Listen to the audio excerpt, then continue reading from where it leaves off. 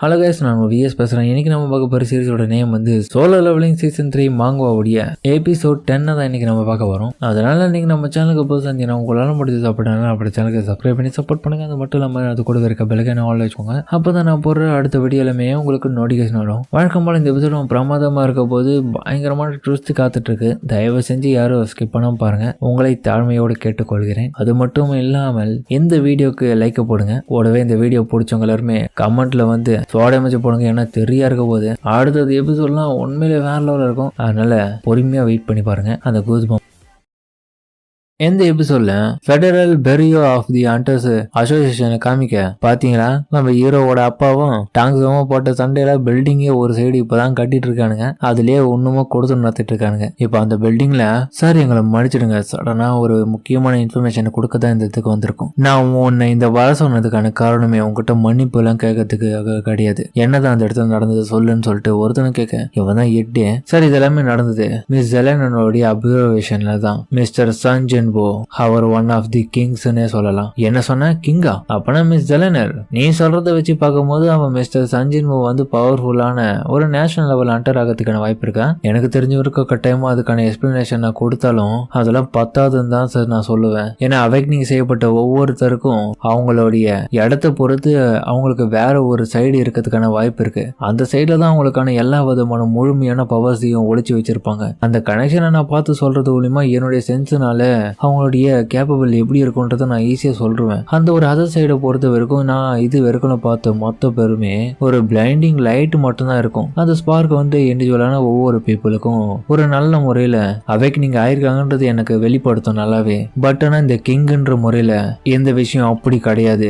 அதுதான் நான் இப்ப சொல்ல வர்றது. என்னன்னா சஞ்சய் கிட்ட ஏற்படுத்தின என்னுடைய கனெக்ஷன் மூலியமா நான் அவனை போலயே வேற ஒரு கண்களை அந்த இருள்ல பார்த்தேன். அந்த இருள்ல பார்த்த அடுத்த நிமிஷமே எனக்கு ஒரு நடுக்கம் வந்தது. என்னால அத திரும்பவும் அதெல்லாம் மறக்கவே முடியாது. இதை கேட்டு அவரு ஷாக் ஆயிட்டு, என்னது டார்க்னஸா? அப்பனா நீ சொல்றத வச்சு பார்க்கும்போது அவனுக்குள்ள ஏதோ ஒரு ஈவில் இருக்கிறதுக்கான வாய்ப்பு இருக்கா? இல்ல அவனே ஈவலா? எனக்கு அந்த அளவுக்கு சிம்பிளாலாம் அப்படிலாம் சொல்ல முடியாது சார். ஏன்னா இந்த இடத்துல அவேக்னிங் ஆகிற யாரா இருந்தாலுமே குட்டு அப்படின்லாம் ஈவல்னு சொல்ற வகையில எதையுமே நம்ம நிர்ணயிக்க முடியாது. யார் எப்ப வேணாலும் எப்படி வேணாலும் மாறுவாங்க. அதனால நம்ம அவங்களுடைய பவர்ஸை பொறுத்து தான் அப்படி சொல்ல முடியும். அது மட்டும் இல்லாம அவங்க நல்லவங்க கெட்டவங்கலாம் எனக்கு தெரியாது. அவங்களுடைய பவர்ஸை மட்டும் தான் நான் இந்த இடத்துல சொல்லிட்டு இருக்கேன். அதன் வகையில சஞ்சின்வோ அவருடைய மொத்த பவர்ஸையும் லெவலப் பண்ணி தான் எடுத்திருக்காரு. அந்த கனெக்ஷன் மூலமா எனக்கு தெரிய வந்தது அவருடைய பவர்ஸ் எல்லாமே ரொம்பவும் லிமிட்டேஷனே இல்லாத மாதிரி இருக்குது. அப்படின்னா கண்டிப்பா அவர் தான் ஒன் ஆஃப் தி கிங்னு அழைக்கப்படுவார் இந்த இடத்துல. அப்பனா அவனுக்கு எந்த விதமான பவருக்கும் எல்லை கிடையாதுன்னு சொல்றியா? ஆமா அப்படின்னு அவளை தலையாட்ட. சரி ஓகே, உங்களுடைய அட்வைஸுக்கு ரொம்பவும் நன்றி செலினர். மிஸ்டர் பேரன், இதுக்கப்புறம் நீங்களே இதுல தலையிட போறீங்களா? எங்க போயிட்டு இருக்கீங்க? நான் பேஸ்மெண்ட் லெவல் 24க்கு தானே போறேன், என் கூட வா. அதுக்கப்புறம் அவனுக்கு ரெண்டு பேரும் அந்த கிளம்பும் போது மிஸ் ஜெலனரோடைய எபிலிட்டியை பயன்படுத்தி ஒவ்வொரு அவேக்னிங் ஆன ஆளோடைய அதர் சைடு நான் கண்டுபிடிக்கிறோம். அவ்வளவுதான். அது மட்டும் இல்லாம உனக்கு ஞாபகம் இருக்கா ஃபர்ஸ்ட் டைம் எஸ்ரான் கேட்டு நம்ம இடத்துல ஓபன் ஆனது? சார் அதெல்லாம் எப்படி மறக்க முடியும். என்னோட வாழ்நாளிலேயே ரொம்பவும் மோசமான டஞ்சன் அது. அந்த ஒரு மோசமான ரைடுக்காகவே அமெரிக்கன்ஸ் வேர்ல்டுடைய ஸ்ட்ராங்கஸ்டான ஹண்டர்ஸ் எல்லாமே ஆஃபரிங் கொடுத்து நல்லபடியான சலுகைகள் மூலியமா அந்த ரைடுக்காக அனுப்பிச்சாங்க. மொத்தம் 5 பேர் போனாங்க. அப்படி போனவங்களுடைய பவர்ஸ் எல்லாமே வெளியே வந்தவருக்கு பயங்கரமா இருந்தது. அவங்களுடைய பவருக்கு எல்லையே இல்லாத மாதிரி இருந்ததுனால அதுக்கப்புறம் தான் ஒரு டைட்டில்ன்றது புதுசா உருவாச்சு. அவங்களதான் நேஷனல் லெவல் ஹண்டர்ஸ் சொல்றாங்க. கூடவே அந்த டஞ்சன்ல காமிஸ் தி டிராகன் அது ஆல்சோ இவங்களுடைய அட்டாக் மூலியமா தான் அதோடைய மரணத்தையே அது பார்த்தது. டாப் ரேங்கிங் ஹண்டர்ஸால கூட அதை தாக்கு பிடிக்க முடியல. ஆமா அது எல்லாமே உண்மைதான். பட் இருந்தாலுமே எந்த ஒரு விஷயமா இருந்தாலும் டஞ்சன்ல எடுக்க போறது வேஸ்ட் ஆகவே கூடாது. அதை பொறுத்துதான் பின்னாடி யூஸ் ஆகும்னு சொல்லிட்டு நம்ம இதை வச்சிருக்கோம் அப்படின்னு சொல்லிட்டு அந்த இடத்துல போயிட்டே இருக்க. அங்க பார்த்தா அந்த டிராகனுடைய ஷெல்லு இருக்கு. 8 வருஷத்துக்கு முன்னாடி காமேஷோடைய ரைட்ல எடுக்கப்பட்டது.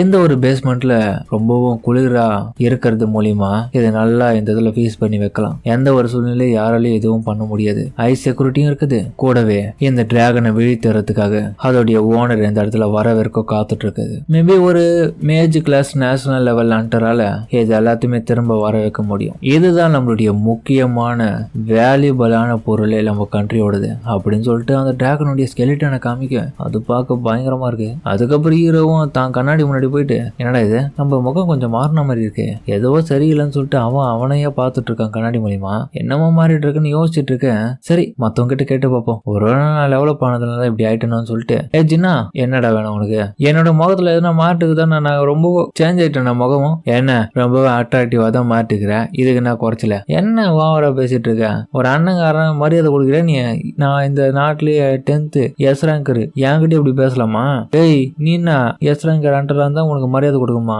நீ அண்ணங்காரன் அவ்வளவுதான், ரொம்ப என்கிட்ட வம்பல வச்சுக்காதரா அப்படின்னு சொல்லிட்டு 2 பேரும் மாத்தி நடிச்சுக்கிறாங்க. போய் நான் உங்ககிட்ட கேட்டு பாரு, தேவையில்லாம உங்ககிட்ட கேட்டு என் டயத்தை தான் வேஸ்ட் பண்றேன். ஆமாப்பா என்ன வேணா சொல்லுங்க, நீ என்ன சொன்னாலுமே எனக்கு அதை பத்தி கவலை கிடையாது, நான் தான் என்னோட கிளாஸ்ல டாப்பான பொண்ணு, அப்படி இருக்கும்போது என்னோட அட்வைஸ்லாம் உனக்கு தேவைதான், என்னைய நீ இப்படி சொல்றன்னா கண்டிப்பா உனக்கு மிகப்பெரிய பிரச்சனைகள் வரதுக்கான வாய்ப்பு இருக்கு, போ என்ன வேணா சொல்லிட்டு போ. அப்புறம் ஜின்னா முக்கியமான விஷயம் சொல்லணும்டி, நான் ஒரு கில்ட்டை ஓபன் பண்ண போறேன்.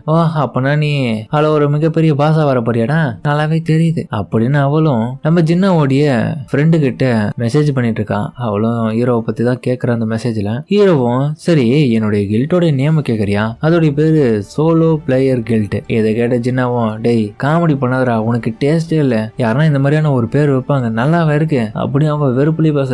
ஏன் இது பிடிக்கலையா உனக்கு? ஆமாண்டா, டெக்னிக்கா நீ இந்த இடத்துல பாத்துனா நீ உன்னுடைய எபிலிட்டியை பயன்படுத்தி டார்க் ஷேடோ சோல்ஜர்ஸ் எல்லாத்தையுமே இந்த இடத்துல சமன் பண்றே தவிர, அப்ப பேசிக்கா பார்க்கும்போது நீ நாட் சோலோ பிளேயரா இந்த இடத்துல பண்ணல உன்னோட வேலையை. ஆமா இவன் சொல்றதும் சரியான பாயிண்ட் தான், ஏன்னா நான் இந்த இடத்துல சோலோவா அன்ட்டு பண்ணல, நான் குரூப்பா தானே என் ஆளுங்களை வேலை வாங்குறேன், அப்ப கண்டிப்பா இந்த பேர் செட் ஆகாது. சரி என்ன பேர் வைக்கலாம்னு சொல்லிட்டு பார்த்துட்டு இருக்க ஜின்னாவும் ஒரு நல்ல ஐடியா கொடுக்குறான். ஏய் ஹாஜின் கில்ட் எப்படிடா இருக்கு, சைனீஸ் கேரக்டர்ஸ் பொறுத்த வரைக்கும் ஹாவோடைய மீன் வந்து ஐன்றதும் ஜின்னோடைய மீன் வந்து டு கோ ஃபார்வர்டு, அதாவது முன்னேறி போறதும் அர்த்தம், நான் முன்னேறி போறேன் அப்படின்ற ஒரு அர்த்தத்தை கொடுக்கறதுனால இது எப்படி இருக்கு.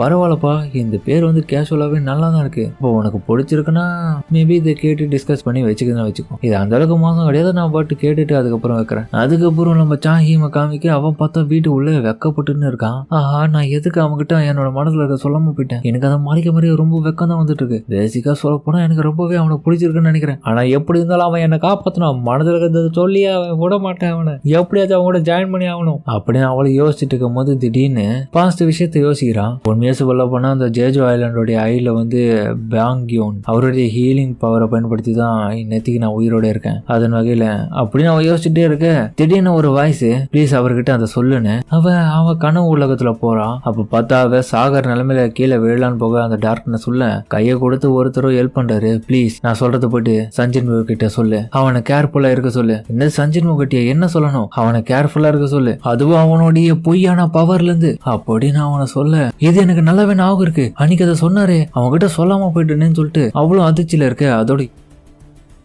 எந்த இடத்துல இந்த எபிசோட முடிக்கிறாங்க. சரிங்க இந்த வீடியோ பிடிச்சிருக்க கமெண்ட் சொல்லுங்க, மறக்காம இந்த வீடியோல இருக்க பிடிச்சிக்கணும் நம்புறேன். பிடிச்சிருந்த லைக் போட்டு நம்மளோட சேனலுக்கு சப்ஸ்கிரைப் பண்ணி சப்போர்ட் பண்ணுங்க. அது மட்டும் இல்லாம அது கூட இருக்க பெல் ஐகானை ஆன்ல வச்சுக்கோங்க, அப்போதான் நான் போடுற அடுத்த வீடியோலுமே உங்களுக்கு நோட்டிஃபிகேஷன் வரும். வழக்கம்போல இந்த எபிசோடு கண்டிப்பா எல்லாருக்கும் பிடிச்சிருக்கும்னு நம்புறேன். பிடிச்சவங்க எல்லாருமே கமெண்ட்ல ஹார்ட் இமேஜ் போடுங்க, நானும் பார்த்து தெரிஞ்சுக்கிறேன். சரிங்க இதோட இந்த வீடியோ முடிச்சுப்போம்.